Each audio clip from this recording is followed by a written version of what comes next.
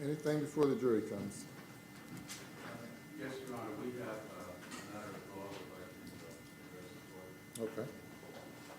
Your Honor, this goes back to the testimony of Mr. Williams. Yesterday he testified and suggested that maybe another analysis would be helpful, and we have conducted that analysis. And we believe, based on our experts' opinion, that substantial rights of Mr. Slager have been affected by the testimony of Mr. Williams in the following respects. The video that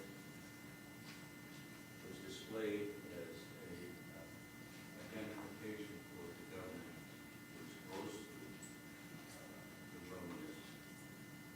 Further, that the evidence that's been introduced in Exhibit 251, while not as grossly erroneous as the video, is still erroneous.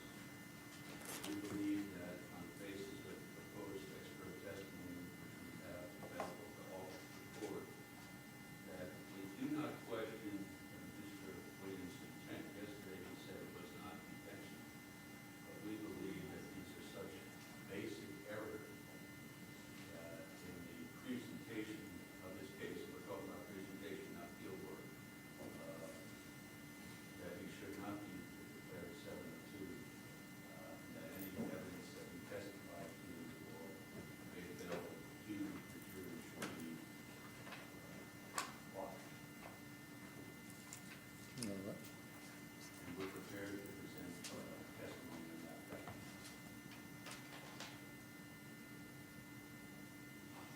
All right. What says the state? Your Honor, again, the defense arguments go to the weight, not the admissibility. They cross-examined Mr. Williams on this issue. He testified regarding this issue that the PowerPoint import of the image stretched it. But what's key here is that State's Exhibit 251 was never offered as an exact photo lifted from the video. It was a compilation. It was a representation of his measurements of shot one and the shots it fired. It is no different than a diagram or a map or anything of that nature. And again, if they want to cross-examine or put up their expert to say, well, it should be shrunk even more, they can do that. The jury knows what 17 feet looks like. And that's what the issue is. The jury also has the original video in evidence to look at. So the allegation that this is some sort of gross misrepresentation, I think in light of Mr. Williams' testimony that these were approximate distances, that the State's 251 was fair. We believe it is fair and is accurate as far as measurements go. The measurements across the top and across the bottom are not being challenged for the defense, and that's what's the most important thing. So again, I think this all goes to the weight, not the admissibility, and we stand on the product, and if they want to offer their expert, they can. Yes, sir. Your Honor, this list makes a good point. The jury knows what 17 feet are, therefore that this diagram never been used in the first place. This is a misleading photograph. We're prepared to present testimony about that. The video is misleading. The problem with us being placed in this position is that all of this is highly prejudicial. And if we have to explain the error of their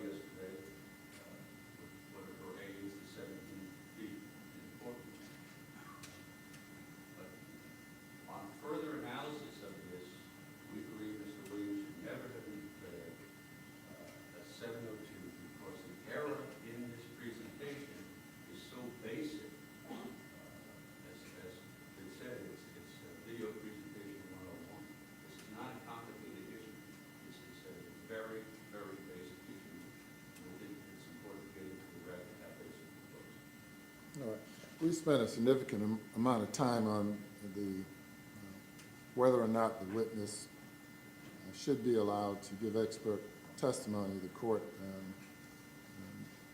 entertained that issue for a long period of time on, I guess that was Monday. The witness testified, was cross-examined.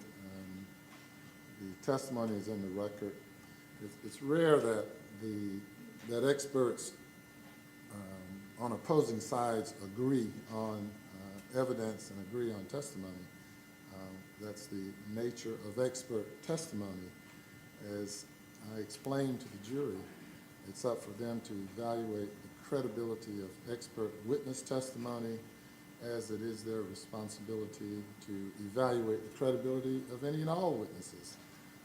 This argument presented this morning it places the issue once again in the record, but it's in effect a repetition of all of the same issue first raised on Monday, objecting to the qualifications of the witness.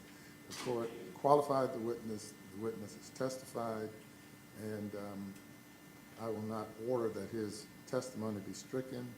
The credibility of that testimony will be tested through the evidence as is the credibility of all other testimony and evidence in the record. So I deny any motion to strike. Can you give us an opportunity to present in the record the opinion of our expert or qualifications? No, sir, because I ruled on that issue that was addressed on Monday, the issue of his qualifications, not to again hear a testimony of whether or not he was qualified. The difference being that he has testified when he his work product, and that's the difference from Monday. Yes, sir. Yeah, but I deny any opportunity to present testimony at this point on the issue that I ruled on Monday. Judge, if I could, just for the record, I know you ruled, but I think it's important to have this part of the record. The PowerPoint that was presented yesterday has been in defendant's custody for a long time. And if there is any prejudice, they could have stopped that prejudice well before it was presented. So it's not as if yesterday's testimony was a surprise to them. And furthermore, the exhibit, the PowerPoint that is at issue here is not in evidence. It was a demonstrative aid to show the jury what the witness did. So it's not going to go back to the jury. And third, as Mr. Savage points out, this is a basic issue, which means I think it's a basic one that the jury can understand if he so chooses to point it out. Further, and in the witness's testimony, when he was thoroughly cross-examined yesterday, he demonstrated to the jury how to correct the PowerPoint issue and offered to go through each and every one of the slides to do that. So I just wanted that in the record at this part. Which is precisely the prejudice. In order to clarify the errors of this witness, we have to go back to the shooting over and over and over again. That is the issue in this case. That's the main issue in this case. Was the shooting lawful given the distance of the parties? All right, very well. Everyone has made, each of you have made your points. If you'll bring the jury.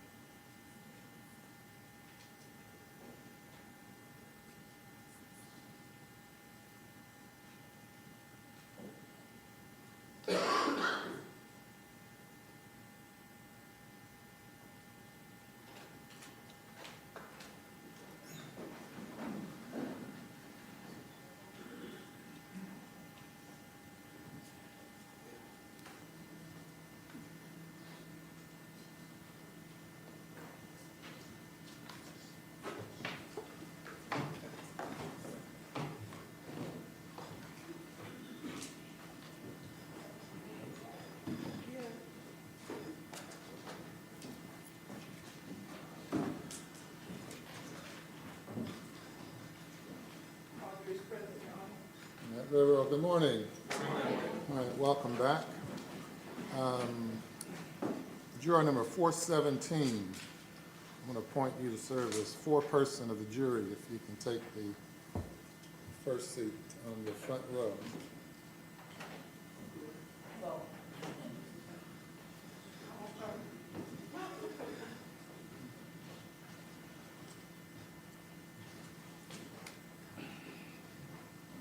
As a foreperson, it will be your responsibility to serve as a spokesperson for you and for yourself and your fellow jurors. It will be your responsibility to preside over the jury deliberations and to complete the verdict form representing the unanimous verdict of the jury at the end of the case. Understood? Yes, sir. Very well. You may call your next witness. Mr. Riggers, Eli Riggers.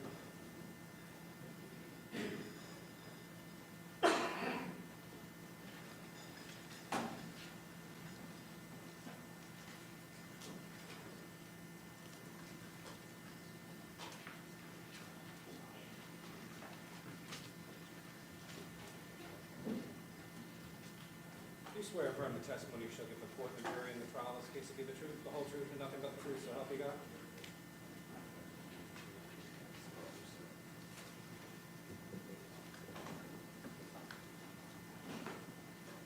Please state your first and last name and spell your last name loudly, clearly into the mic. Eli Driggers, Driggers. Good morning, Mr. Riggers. Morning.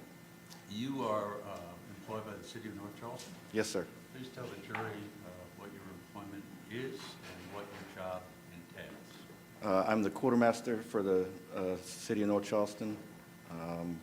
I do uniforms, duty gear, bunker gear for the fire department, uniforms for public works, things of that nature. So you provide, quartermaster, for those not in the military, provide all the accessories that an employee would need to perform their job. Yes, sir. And you do it for fire, sanitation, Yes, sir. and police. Yes, sir. How long have you been in that position? Since August 2013. And did you come to court today as a result of a subpoena asking you to appear? Yes, sir. And were you asked to bring with you the type of gear that would have been in the possession of an officer, Slager, on April 4th of 2015? Yes, sir.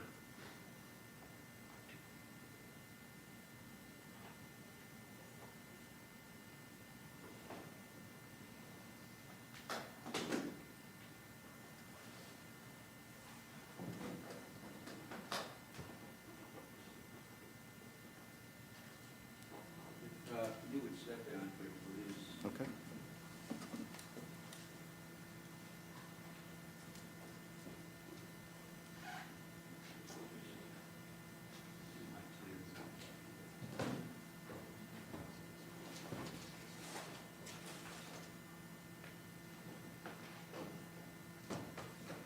Does State 52 represent defendant 52 represent the year that Mr. Slager would have been wearing on April 4th of 2015? Yes, sir. And did you issue that year to him? I did not issue this particular gear to him. It would have been the quartermaster before me, but this is what I would have if I had issued. And is that his gear, or do you know where his gear is? Yes, sir. And is this the white gear, according to your records, that he would have had on that day? Yes, sir.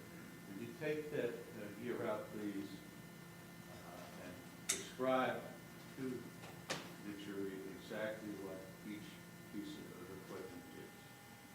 Well, start here with the actual belt. This is the inner belt. Basically hold up your pants. The outer belt attached to it would be what's put all the gear on, attached by belt keepers. You've got a belt mic. Tell me what a belt mic is, please. The belt mic picks up audio of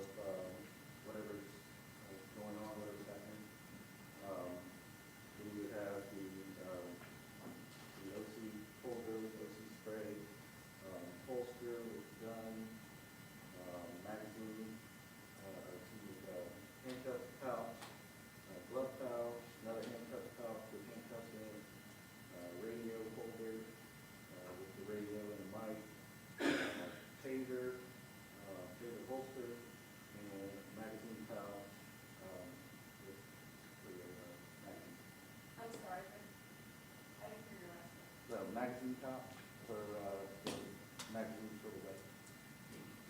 I'm moving away so you can talk to that. Okay. So, let's talk about the two communication devices on that belt, and if you would, can you take them out the belt? And if you don't mind, do you have a belt on? Yes. Show, display to the jury how that works. Worn out wherever the officer would put it on the belt. Like that. And so that microphone, if it was working now, would hear what I'm saying, Yes, sir. depending on the conditions, of my voice and how loud I am. And it would be communicated back to his control unit. Yes, sir. Is that correct? Yes, sir. And could the officer listen with an earplug to that? I'm not too certain on that. I don't hand these out, so Because the officers are required to buy their own equipment as far as communication with the earplug. All they're given is that mic. they're given this and the radio, then they have a piece that they would purchase to go in their ear. That they would put. Right. Sort of like today, even this month in North Charleston, police officers have to buy their own equipment to wear a vest properly, the new vest, they have to buy the. As of right now, there was no budget for the external carrier that you're talking about, that looks like a shirt, they would purchase. So some equipment that police officers use in this community, they have to buy themselves. Yes, sir. And if you would, show the jury how the larger radio is fitted on the person. So it would be on the belt, of course, the belt would be around your waist. And then the mic, usually, they take it and go over. And the microphone on your belt goes to the unit, the car, correct? Step back. And the radio you're putting it on now goes around the neck, and that communication goes to consolidated dispatch. Yes, sir. And that communication can be picked up by other police units in the community, Yes, sir. as opposed to the microphone on the belt that just goes back as its own. Yes, sir. Correct. Now, is there a baton associated with that? In other words, a police stick? There's not one on here, but yes, sir, we do issue an ask baton and holder that would go on the belt. Do you know whether or not Officer Slager had one that day? I do not know that. It was probably issued to him, I would imagine. All right, and if you would go through then and show the other items. So I've got, there's body armor in here, something that he would obviously wear. Then boots that he would be wearing. Then you've got a shirt and pant. He would also be Let's wearing. start with the body armor first. In terms of where it's worn, is it worn on the outside, inside? This particular model will be worn underneath his duty shirt. And that's the type of thing that the officers now have to buy, the carrier, is that correct? Yes, sir. We have a shirt, actually, that looks similar to the regular shirt, but it's actually a carrier, and they put this in so they'll be able to take it off. That's the part that they would be purchasing. And let's take a look at the pants first. So it's just a regular pair of polyester, navy blue And pants. are those the type of pants that would have been worn by Mr. Slager on April 4th of 2015? And how about the shirt? The 100% polyester also. Navy blue shirt. Would you come over in front of the jury and show them the buttons on the shirt and how the shirt is zipped up or buttoned The up? buttons actually are fake. It would be zipped up. They all have zippers on them. Zip it up. It would look like it was. Why are the buttons like that? What's the principle behind? I would think that it's putting it on, easier to put on, easier to get off quicker. And if somebody grabbed the shirt, it wouldn't just be buttoned, it would be more secure. Do you know how the officers keep the shirt in place? A lot of them wear shirt stays. They're attached to the bottom and a lot of them attached to the socks. Do you have any in that kit? No, sir. That would be something that they would purchase on their own. I got you. And tell us how that would work. Where are they attached? How do they get? It would be attached to the bottom of the shirt here, and then normally they would attach to the sock. So it's kind of an elastic shirt stay. Are you in a position to say how they work in terms of strength and say if somebody was in a struggle, how they would keep the uniform shape? I don't know. It would depend on the kind of struggles. And you don't, that's not what you do, and you don't provide that to the officer? No, sir, I don't.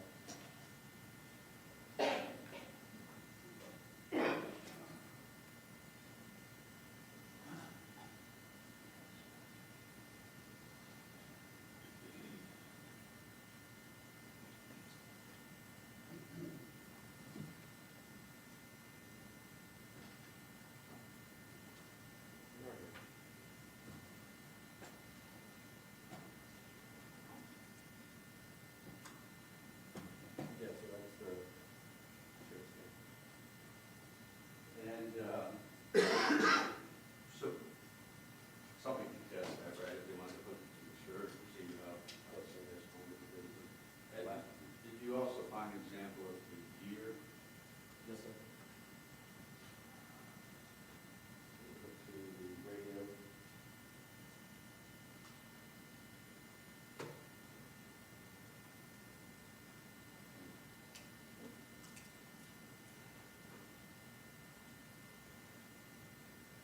While you're doing that, do you know how much all that weighs total?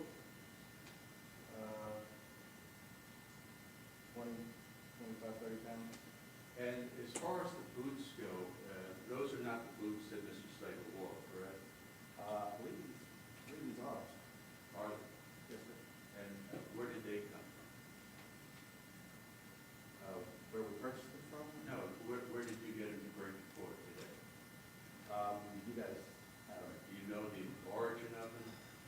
They were probably purchased from one of our vendors. And who purchases the boots? I would. But you don't, you didn't give them out. Did you give those to Sled? Or anybody? I didn't get anything to say.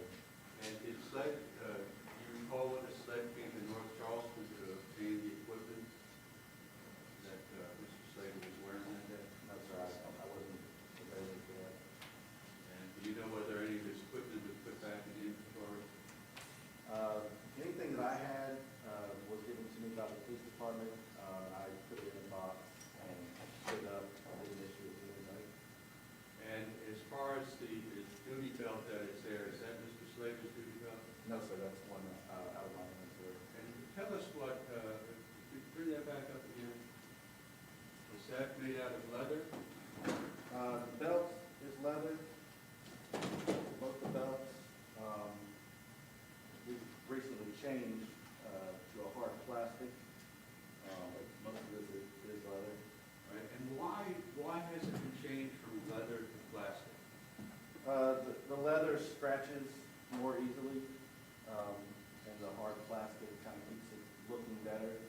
So if somebody was in a struggle on a yellow painted road, it scrapes would be on it. Yes, sir. How about the holster? Could you take the holster out?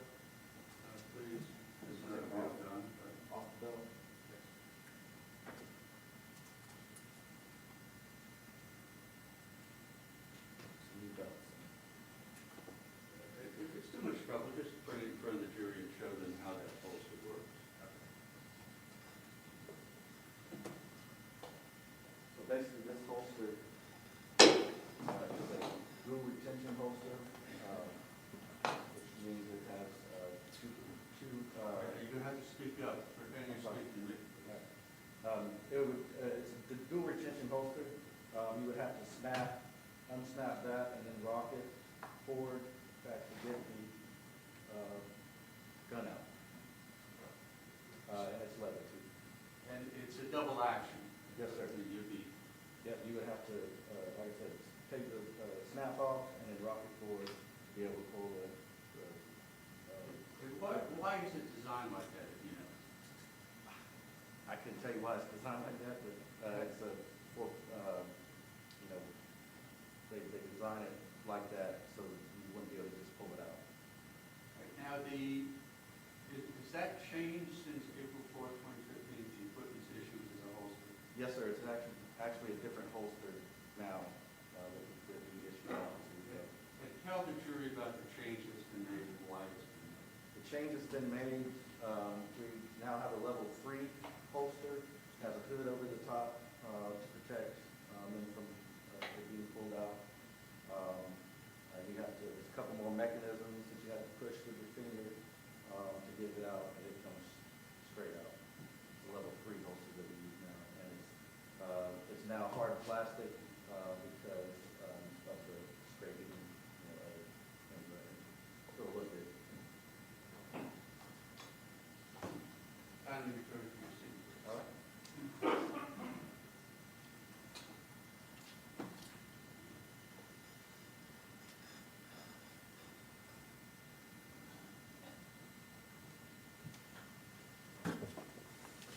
Thank you for your comments and for prosecuting. All right.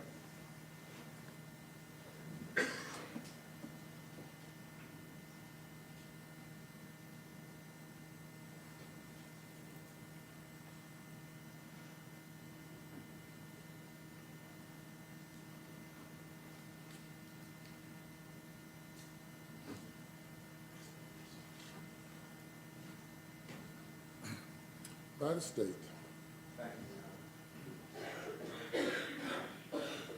Good morning, Mr. Driggers. Good morning.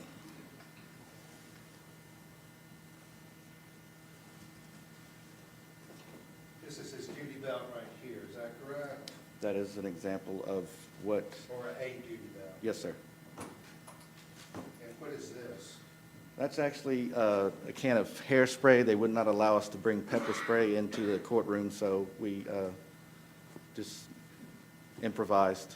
But Officer Slager wouldn't have been carrying hairspray. No, sir, he would not have. He would have What been carrying pepper What would he spray. have been carrying? He would have carried pepper spray. It's called OC spray. OC right? spray, yes, sir.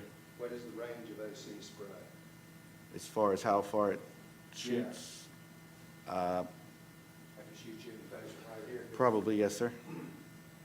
Now, OC spray is pretty incapacitating. Yes, sir. Can't see. Right. correct? That's Can't correct. see if you've been sprayed with it. That's correct, yes, sir. Can't breathe. Yes, sir. He's also issued an aspartame, Yes, sir. which basically is a billy club. Yes, sir. It's a retractable metal baton. And something like that could be used that is also less than lethal force, is that correct? Yes, sir.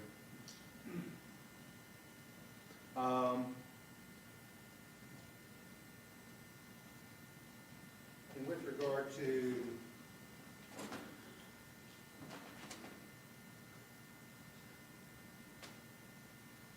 these, it's just a simple this is the, what is it called? What do you call it? The shirt stays. Shirt stays, it just got a little cheap plastic clip on it. Yes, sir. correct? Mhm. You ever heard of officers complaining about them coming loose at the bottom, coming loose at the top? All the time, yes, sir. Usually from the bottom because they pop up when they come loose from the bottom. Yes, right? sir. Which is a little bit better than, or worse than them popping loose from the other one. Correct? Yes, sir.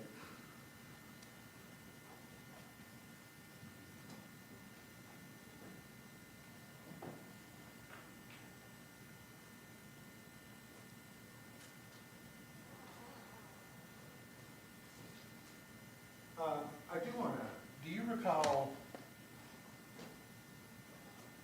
how many vests Officer Slager had?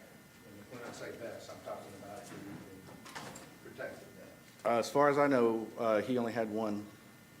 And wasn't he about the time that this incident happened, he had a new vest coming in?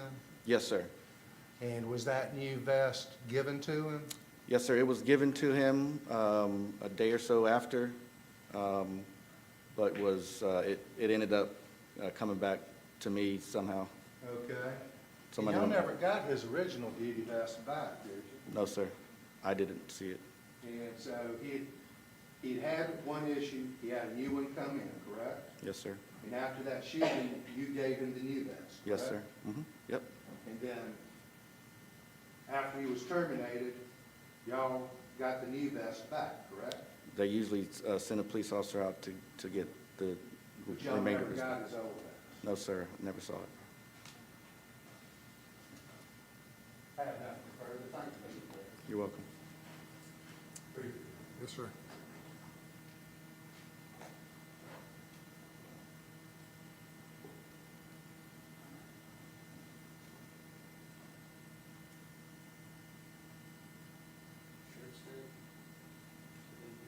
Yes, sir. Should be.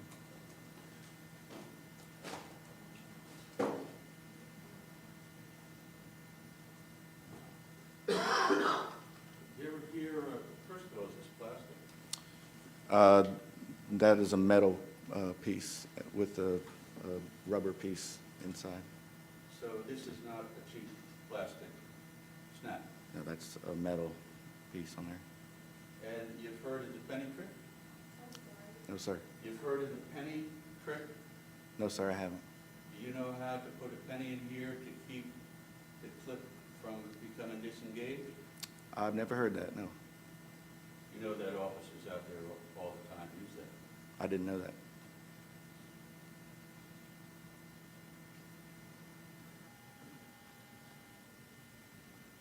Do you know anything about this missing vest? Where it would be, who's looked for it, where it might be? They've asked me if I had it, and I did not have it. But certainly, Officer Slager had it on that day. I would assume so, yes, sir. And certainly, everybody at North Charleston Police Department knew he had it on that day. Yes, sir. And when he was at Police Department headquarters, he had it on that day. I would think so, yes, sir. When SLED came there that day, he had it on that day. Yes, sir. And then a week or so later, SLED wanted more equipment.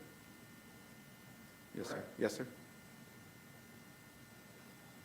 But the vest that's before the jury today is the same type of vest that Officer Slager had on. Yes. Yes, sir, it is. Thank you, sir. Anything further? No, sir. All right, thank you, sir. Thank you.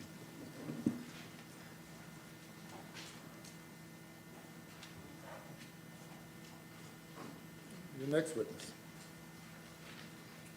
Your Honor, the defense would call Grant Fredericks, and could we get about 5 minutes just to do some moving around this equipment? All right, we'll take about 5 minutes.